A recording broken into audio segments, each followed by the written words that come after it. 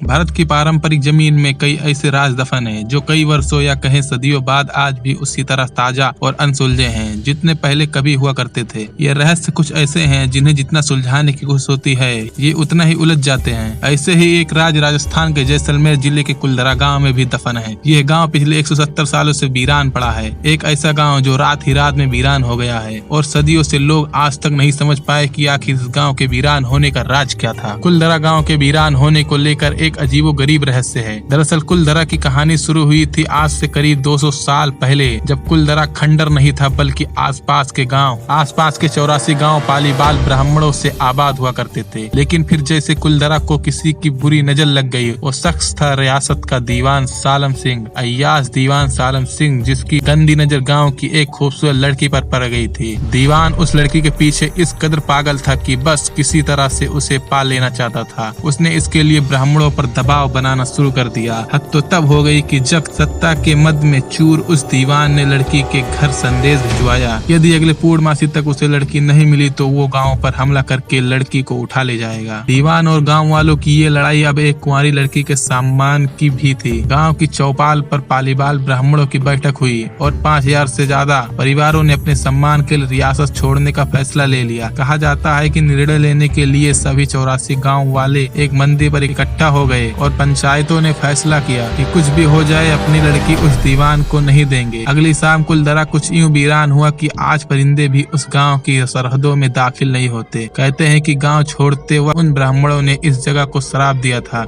आपको बता दें कि बदलते वक्त के साथ 82 गांव तो दोबारा बन गए, लेकिन 2 गांव कुलधरा और खाबा तमाम कोशिशों के बाद भी आज तक आबाद नहीं हुए। ये गांव अब भारतीय पुरातत्व विभाग के संरक्षण में है। इसे दिन की रोशनी में सैलानियों के लिए रोज खोल दिया जाता है। कहा जाता है कि ये गांव रूहानी ताकतों के कब्जे में है। टूरिस्ट प्लेस में बदल चुके कुलधरा गांव घूमने आने वाले के मुताबिक यहाँ रहने वाले पालीबाल ब्राह्मणों की आहट आज भी सुनाई देती है। उन्हें वहाँ हर पल ऐसा अनुभव होता है कि कोई आसपास चल रहा है। बाजार के चहल पहल की आवाजें आती हैं। महिलाओं के बात करने और उनकी चूड़ी और पायलों की आवाज हमेशा ही आती रहती है। प्रशासन ने इस गांव के सरहद पर एक फाटक बनवा दिया है जिसके पार दिन में तो सैलानी घूम आते हैं, जिसके पार दिन में टूरिस्ट घूमने आते रहते हैं, लेकिन रात में इस फाटक को पार करने की कोई हिम्मत नहीं करता। कुलधरा गाँव में एक मंदिर है जो आज भी श्राप से मुक्त है। एक बावड़ी भी है जो उस दौर में पीने के पानी का जरिया था। एक खामोश गलियारे में उतरती कुछ सीढ़ियां भी हैं। कहते हैं शाम ढलने के बाद अक्सर यहाँ कुछ आवाजें सुनाई देती हैं। लोग मानते हैं कि वो आज 18वीं सदी का वो दर्द है जिनसे पालीबाल ब्राह्मण गुजरे थे। गांव के कुछ मकान है जहाँ रहस्यमयी परछाई अक्सर नजरों के सामने आती है। दिन की रोशनी में सब कुछ इतिहास की किसी कहानी जैसा लगता है, लेकिन शाम ढलते ही कुलधरा के दरवाजे बंद हो जाते हैं और दिखाई देता है रूहानी ताकतों का एक रहस्यमयी संसार। लोग कहते हैं कि रात के वक्त यहाँ जो भी आया वो हादसे का शिकार हो गया। मई 2013 में दिल्ली से भूत प्रेत व आत्माओं पर रिसर्च करने वाली पैरानॉर्मल सोसाइटी की टीम ने कुलधरा गांव में रात बिताई। टीम ने माना कि यहाँ कुछ न कुछ असामान्य जरूर है। शाम के वक्त उनका ड्रोन कैमरा आसमान से गांव की तस्वीरें ले रहा था, लेकिन उस बावड़ी के ऊपर आते ही वो कैमरा हवा में गोते लगाता हुआ जमीन पर आ गिरा, जैसे कोई था जिसे वो कैमरा मंजूर न हो। ये सच है कि कुलधरा से हजारों परिवारों का पलायन हुआ। ये सच है कि कुलधरा में आज भी राजस्थानी संस्कृति की झलक मिलती है। पैरानॉर्मल सोसाइटी के उपाध्यक्ष अंशुल शर्मा ने बताया था कि हमारे पास एक डिवाइस है जिसका नाम गोस्ट बॉक्स है। इसके माध्यम से हम ऐसी जगहों पर रहने वाली आत्माओं से सवाल पूछते हैं। कुलधरा में भी ऐसा ही किया। जहाँ कुछ आवाजें आई तो कहीं असामान्य रूप से आत्माओं ने अपने नाम भी बताए। 4 मई 2013 शनिवार की रात्रि में जो टीम कुलधरा गई थी उनकी गाड़ियों पर बच्चों के हाथ के निशान मिले। टीम के सदस्य जब कुलधरा गाँव में घूमकर वापस लौटे तो उनकी गाड़ियों के कांच पर बच्चों के पंजे के निशान भी दिखाई दिए, जैसा कि कुलधरा कई टीम के सदस्यों ने मीडिया को बताया। लेकिन ये भी सच है कि कुलधरा में भूत और आत्माओं की कहानियां सिर्फ एक कहम है। इतिहासकारों के मुताबिक पालीबाल ब्राह्मणों ने अपनी संपत्ति, जिसमें भारी मात्रा में सोना, चांदी और हीरे जवाहरात थे, उसे जमीन के अंदर दबा रखा था। यही वजह है कि जो कोई भी यहाँ आता है वो जगह जगह खुदाई करने लग जाता है, इस उम्मीद से कि शायद वो सोना उनके हाथ लग जाए। ये गाँव आज भी जगह जगह से खुदा हुआ मिलता है। और इस कुलधरा गाँव के ऊपर एक पिक्चर भी बन चुकी है। उस पिक्चर का नाम कालो है। अगर आप लोग पिक्चर नहीं देखे तो देख सकते हैं। चलिए वीडियो को खत्म करते हुए,